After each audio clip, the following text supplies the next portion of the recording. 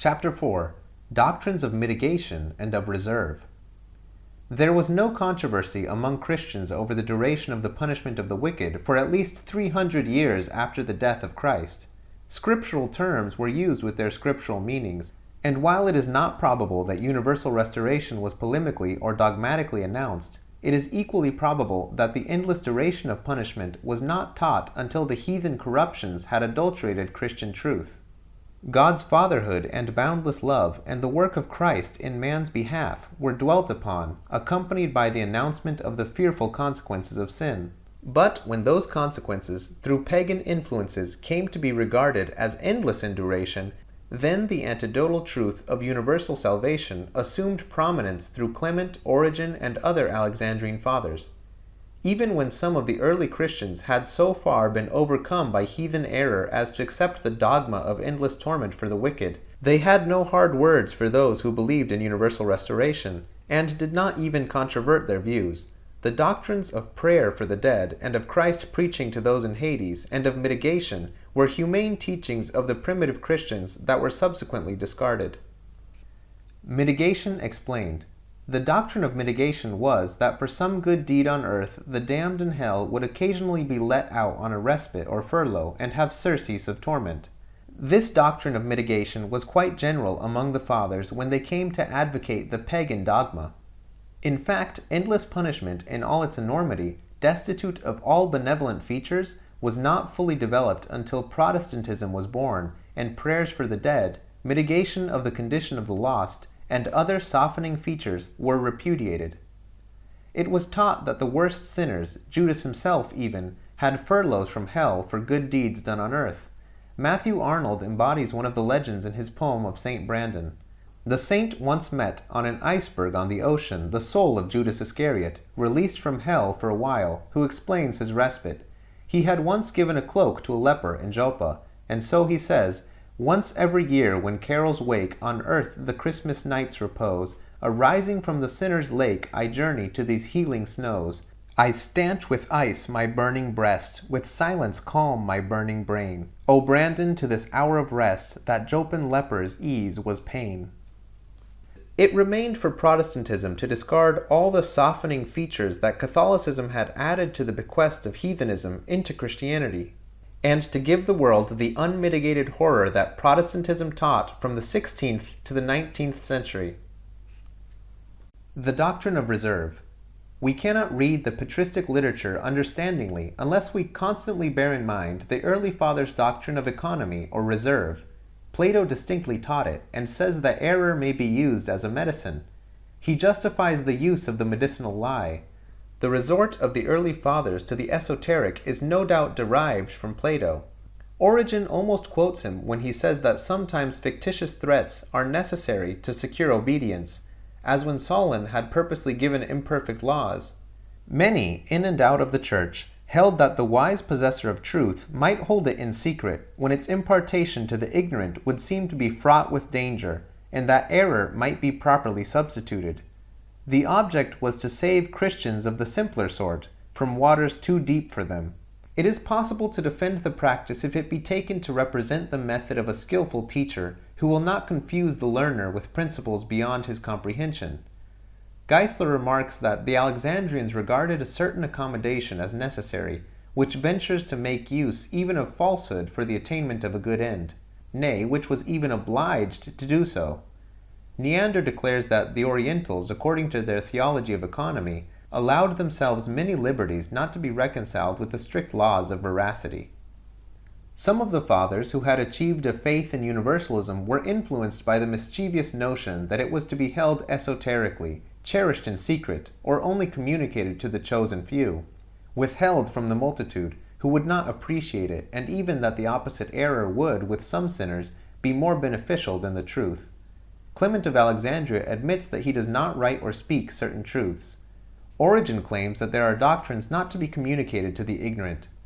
Clement says they are not in reality liars who use circumlocution because of the economy of salvation. Origen said that all that might be said on this theme is not expedient to explain now or to all, for the mass need no further teaching on account of those who hardly, through the fear of aeonian punishment, restrain their recklessness. The reader of the patristic literature sees this opinion frequently, and unquestionably it caused many to hold out threats to the multitude in order to restrain them, threats that they did not themselves believe would be executed. The gross and carnal interpretation given to parts of the gospel, causing some, as Origen said, to believe of God what would not be believed of the cruelest of mankind, caused him to dwell upon the duty of reserve, which he does in many of his homilies. He says that he cannot fully express himself on the mystery of eternal punishment in an exoteric statement. The reserve advocated and practiced by Origen and the Alexandrians was, says Bigg, the screen of an esoteric belief.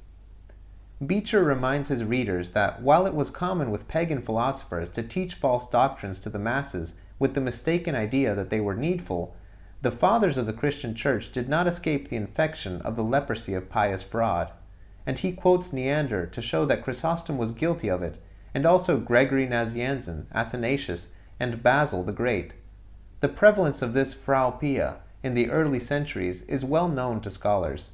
After saying that the Sibylline oracles were probably forged by a Gnostic, Mosheim says, "I cannot yet take upon me to acquit the most strictly orthodox from all participation in this species of criminality, for it appears from evidence superior to all exception that a pernicious maxim was current, namely, that those who made it their business to deceive with the view of promoting the cause of truth were deserving rather of commendation than censure." What was held as to doctrine? It seems to have been held that faith, the foundation of Christian knowledge, was fitted only for the rude mass, the animal men, who were incapable of higher things. Far above these were the privileged natures, the men of intellect or spiritual men, whose vocation was not to believe, but to know.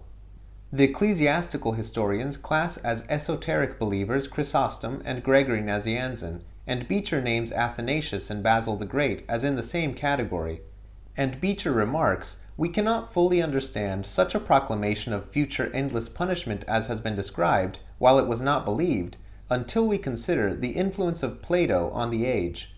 Socrates is introduced as saying in Grote's Plato, "It is indispensable that this fiction should be circulated and accredited as the fundamental, consecrated, unquestioned creed of the whole city, from which the feeling of harmony and brotherhood among the citizens springs." Such principles as a leprosy had corrupted the whole community, and especially the leaders. In the Roman Empire, pagan magistrates and priests appealed to retribution in Tartarus, of which they had no belief, to affect the masses. This does not excuse, but it explains the preaching of eternal punishment by men who did not believe it. They dared not entrust the truth to the masses, and so held it in reserve, to deter men from sin. General as was the confession of a belief in universal salvation in the Church's first and best 3 centuries, there is ample reason to believe that it was the secret belief of more than gave expression to it, and that many a one who proclaimed a partial salvation, in his secret heart of heart, agreed with the greatest of the Church's fathers, during the first 400 years of our era, that Christ would achieve a universal triumph, and that God would ultimately reign in all hearts. Modern theologians equivocal. There can be no doubt that many of the fathers threatened severer penalties than they believed would be visited on sinners, impelled to utter them because they considered them to be more salutary with the masses than the truth itself, so that we may believe that some of the patristic writers, who seem to teach endless punishment, did not believe it. Others we know who accepted universal restoration employed, for the sake of deterring sinners, threats that are inconsistent, literally interpreted, with that doctrine. This disposition to conceal the truth has actuated many a modern theologian. In Sermon 35 on the eternity of hell torments, Archbishop Tillotson, while he argues for the endless duration of punishment, suggests that the judge has the right to omit inflicting it if he shall see it inconsistent with righteousness or goodness, to make sinners miserable forever. And Burnet urges, "Whatever your opinion is within yourself and in your breast concerning these punishments, whether they are eternal or not, yet always with the people, and when you preach to the people, use the received doctrine and the received words in the sense in which the people receive them." It is certainly allowable to think that many an ancient, timid teacher discovered the truth without daring to entrust it to the mass of mankind. Even lying defended.